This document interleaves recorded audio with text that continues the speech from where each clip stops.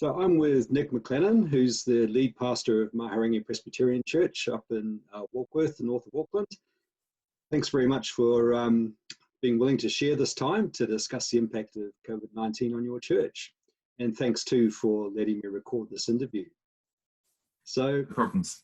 Great. My first question is, how would you describe your church family? We're quite a broad kind of family. We've got a significant amount of over 70-year-olds in it, so kind of fairly vulnerable in that respect. We've got a lot of young families as well, and we've got a good number of Pacific Island families in that mix as well. So culturally, age-wise, everything, we're quite broad. So it kind of has a few challenges in how you kind of gel everyone together. Yeah. Fantastic. So yeah, we'd have probably on a Sunday, we'd probably have about 250 odd people, 350, 300, something like that. And so we've probably got about 500, 550 on our database. If everyone came, that would be who would be there. Yeah. So, and we're also probably quite heavily involved in community work as well. We along with all the other churches in our area, we run the food bank for our entire district, and that supplies pretty much all the different agencies. And we also have a couple of social workers on staff, and then things like kids with youth work and children's work and things like that as well. So yeah, so we've got a lot of things on the go. Yeah. Yeah. So with all of that in mind, when we went into lockdown, which is just over 4 weeks now, what was the biggest challenge you faced? Well, it just happened so quick. We kind of thought we had everything. We were ready to get ready.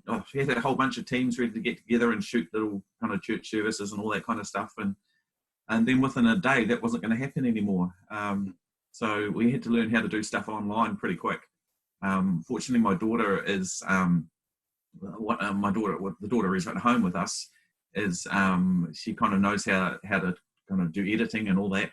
So we had a friend bring over it just before everything got shut down. He brought his computer over and dumped it in our place, and so they and a couple of cameras, and so yeah. So for me, it's been a little bit of trial by fire in terms of getting used to talking to a camera. But fortunately, my daughter Nasia had enough brains to kind of make it look all right. So yeah, we've been doing. I mean, communication's really been the big thing for us. Communicating without over communicating. That makes any sense. Yeah. So you're finding that people have Zoom fatigue? I don't know. I think people. Well, for a lot of us, it's getting. Particularly for some of the older guys in our congregation, actually getting a handle on Zoom has been a bit of a challenge, but they're actually enjoying it when they're on it. So yeah. We've actually got a prayer because first week of every term we have a prayer week. And normally we get kind of meets down at the chapel and we pray in the mornings and that. But yeah, we're going to be trying to do it on a Zoom one, which I'm still a bit scared about how that's going to go. But yeah. It's just kind of getting used to all the new ways of doing things. Mm. So as we've gone through this lockdown process, what's the most important things for you to focus on with your church? Probably. Well, I once again, I mean, in my role, I think the communication is really big. We've got a staff of about 10, so we want to, and they've all kind of adapted really, really well. We've got a great bunch, but it's kind of keeping in contact with them and your elders and your key leaders and all, trying to just make sure. Well, the first thing actually was pastorally was making sure everyone who wasn't able to be on the internet was being phoned on a regular basis. I mean, that was the first thing, because all of a sudden you start to realise, how reliant you are on your database and how accurate that is. And because if people aren't on it, then you can't contact them because you don't know how. And then there are a whole lot of people who aren't online, so we had to make sure we had about 40 of those, and so that was the first thing we had to do, make sure that we had someone contacting them on a regular basis by phone. And once we kind of got that nutted, it was making sure that everyone else was contacted by phone, because it's one thing to get a message or see someone on a YouTube channel, but there's that personal thing as well. Yeah. So we've kind of been working our way slowly through that. And our Pacific families, they kind of operate a little bit differently.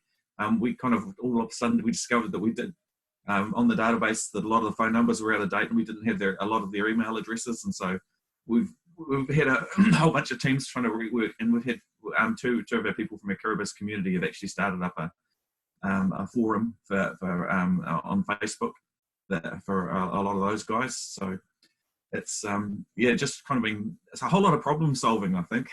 And new problems arise all the time. They have been, but it's everything's overcomeable. You give it a bit of time. Good. So it may be that New Zealand might not be able to return to 2019 normal within 12 to 18 months. What impact do you think this will have on how you do church and how you understand the mission of your church? I think in some ways it kind of, we're amping up in some areas, and we will be continuing to amp up in some areas, particularly our community work. We're kind of, housing's been a big thing for us up here in Warkworth, because there's not that many houses, a lot of people looking for places. And we're kind of talking with Ministry of Social Development now and Department of Internal Affairs with how we're able to kind of do our social work a bit better and make sure people are safe. So that's going to increase. I mean, the food bank will obviously, that's going to be over the next year or so, that's really going to increase dramatically. So a lot of that stuff we will be pouring a lot more energy into. I think also, I mean, it really depends how long level 2 kind of lasts for us. That'll impact a lot on our Sunday services and the way we do things normally, because we've only got a little chapel, so you can't really have a lot of space. If we went to under 100, we still wouldn't really be able to fit under 100 with 2 metre space in a chapel. So we're going to be looking probably. We're discussing at the moment how we can do home churches or different kind of things. Particularly now, we can use. We're kind of getting the handle on how YouTube works and being able to do Sunday services from online. We'll be doing a little trial and error, I think, and we'll see what works and hang on to that, and what doesn't, we'll ditch that. That's the plan anyway. Yeah. Very good. So the mission of your church, is there any change in how you would describe that? Well, I think one of the things that's changed is I've noticed that now, or like when we're doing like messages for Sunday or like for Easter, for example, we actually got out a lot more. I mean, we had a lot more hits on our site than actually would turn up on a Sunday, which is kind of interesting when you're considering that's households watching and not families. Which is kind of cool. And I mean, I had some family members who don't normally kind of go to church watch me on TV, and I got a bit of feedback there, which was positive, which was good. But you don't want to look like an idiot. So I think the opportunity to kind of spread the message is actually kind of open doors for us into households that wouldn't normally happen. And we've certainly had other guys from church say, "Oh, well, watch us on TV," to their neighbours, and so there are doors opening that haven't been opened before. So that's one way I think that things have changed, and how we kind of operate in this environment over the long term is another thing. But we'll see how we go. So would it be fair to say that you're hopeful for the future?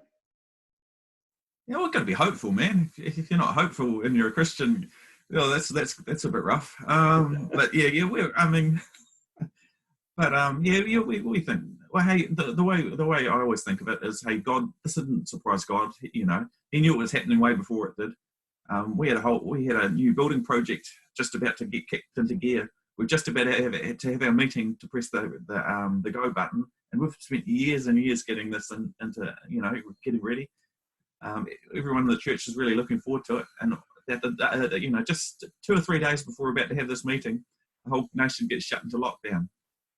So we're like, oh, really? But it didn't surprise God, you know, and you know, in time that'll come to pass. But at the moment, we've got to deal with what's ahead of us. Yeah. Well, Nick, thanks very much for sharing your thoughts in this way. Really appreciate that, and wish you well. Oh no, cool. Yeah. Well, thanks for having me.